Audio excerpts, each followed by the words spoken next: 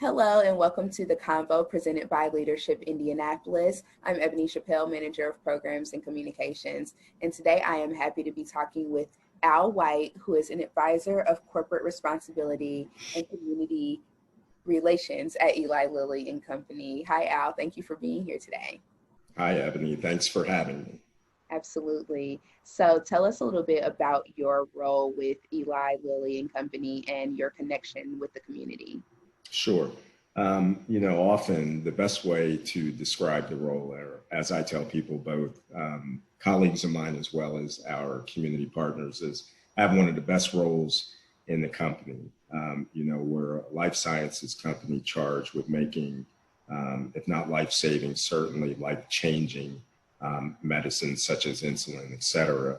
But we also have this greater responsibility, if you will, to the community that's more than just the medicines that we make. And that's where a role like mine comes into play. So I get to interact, collaborate with folks such as yourselves and organizations like Leadership Indy in my everyday, kind of responsibilities. And to me, as far as I'm concerned, it doesn't get much better than what I do.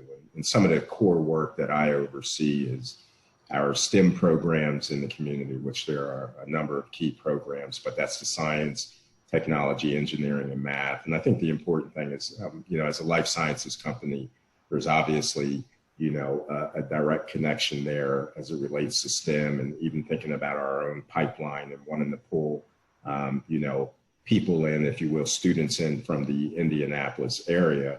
But we also look at STEM as more than just, the opportunity, the education opportunity, but it's also the life skills, right, of preparing kids. When you think about cultivating curiosity and that want to learn, you get that from the STEM disciplines, if you will, as well as team building and problem solving and critical thinking and things of that sort. So we see that very important. So there's a direct link to the work that we do, but then there's also about these life building skills, if you will, that we think are incredibly important for children. I also oversee our Global Day of Service, which is where we have all of our employees from across the globe volunteer on that day. Typically, most are volunteering on that day in the communities in which they live and work, which is just an incredibly, if you could imagine, engaging day for not just our employees, but also our community partners out there as well. I think the most important thing, Ebony, people should understand, and I try to communicate when I'm out in the community, is that for Lilly, this is who we are as a company. Since, the Colonel founded the company, he's always been engaged in giving back. And we've got these different, milestones that we can always go back to talk about, and where we've just stood up to give back to our community because we thought it was the right thing to do. And so that's really a part of the fabric of who Lilly is as a company. And you see that from the highest levels of our organization all the way, to new employees just coming out of college. Thank you so much for sharing that. Recently, building on that legacy of being connected and engaged with the community, Lilly held the Indy Day of Solidarity in connection with other community organizations. I want to know a little bit more about where that initiative came from and the $25 million that was pledged to help address issues of systemic racism right in our community. So tell us a little bit more about that.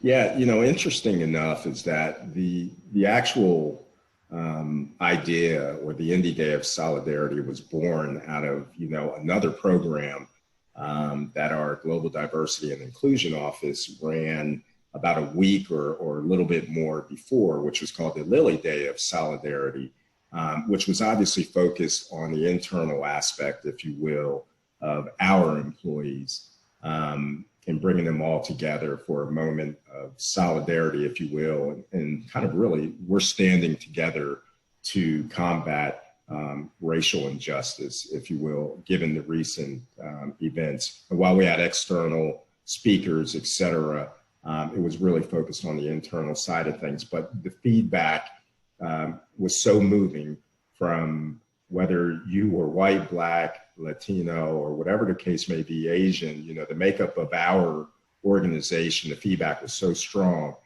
that we felt like, you know what, it certainly makes sense with everything that's going on, that we should probably do something for the city as a whole. And it really wasn't about Lilly. We just really kind of wanted to be the convener, if that makes sense, right? But it was really about the community. So as you looked at the program, the majority of folks you saw were external individuals such as yourself who participated in the video, because it was really about the community coming together. But we just wanted to be the convener that could bring everybody together. I mean, that's a role we see ourselves playing as a company that's been in Indianapolis, you know, for 144 years.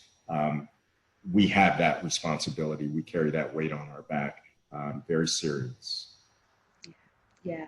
And, you know, it really came across in some of the messaging that was shared. So when Angela Kane did the interview with Daryl Lockett from the MLK Center, yes, and asked him about what does it feel, you know, to be a Black man and be going through this and, you know, having to have these, you know, really tough conversations. So I can't pose the question as good as she did, but I want to ask you that same question, you know, as a Black man that's working in this corporate role, but also experiencing all of these things going on. How do you manage that, and how do you bridge these tough conversations that are coming up as well?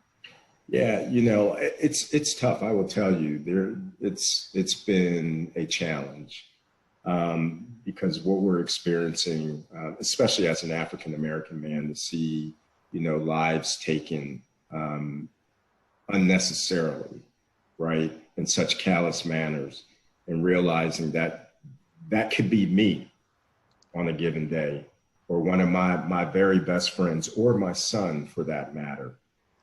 There's a level of, you know, or a feeling, I should say, of just being scared. That's one, if I'm being honest. And then it's all the emotions, Ebony. There's also a feeling of just, frankly, just angry to the highest level, that we are in 2020 and that we are still dealing with some of these issues.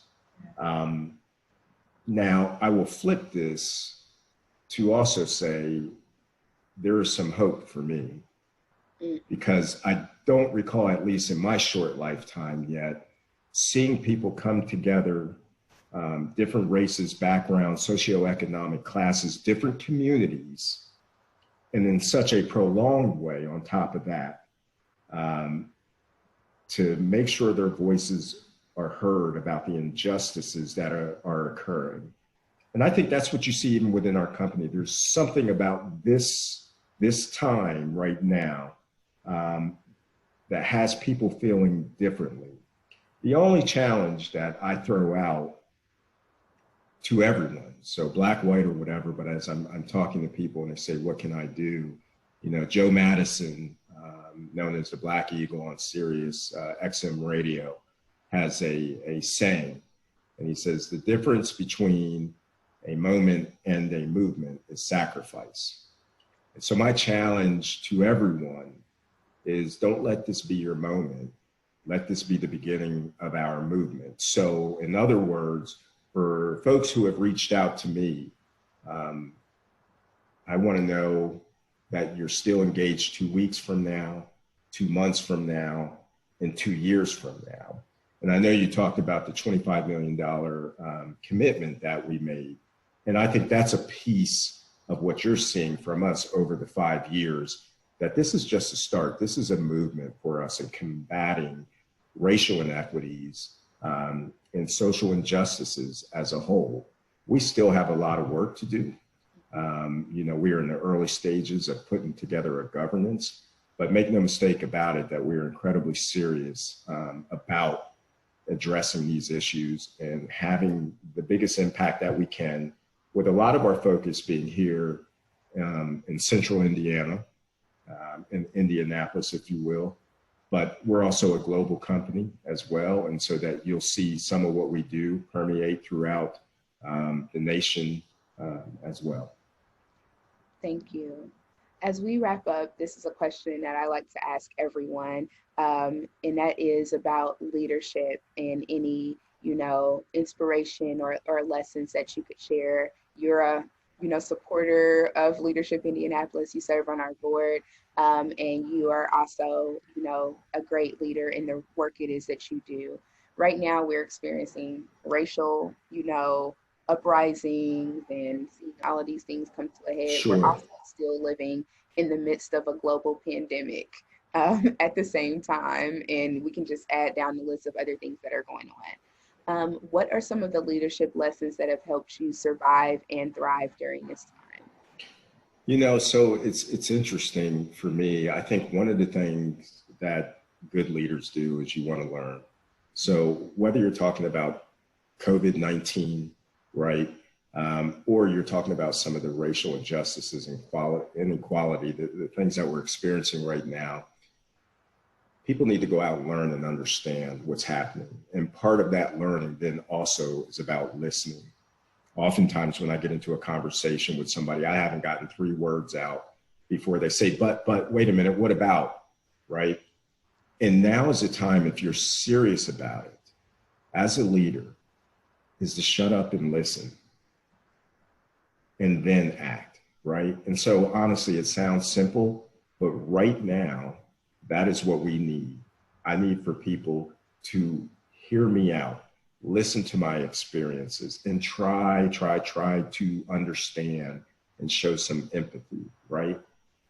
Then we can start making some progress. Wow, that is simple, but also, something to mull over a little bit. I think there's a lot to be explored there. But thank you so much for your time, for your thoughts, and for all of the great work that you are doing in the community. We appreciate it. Thank you for having me. I appreciate it. And thanks for what you're doing.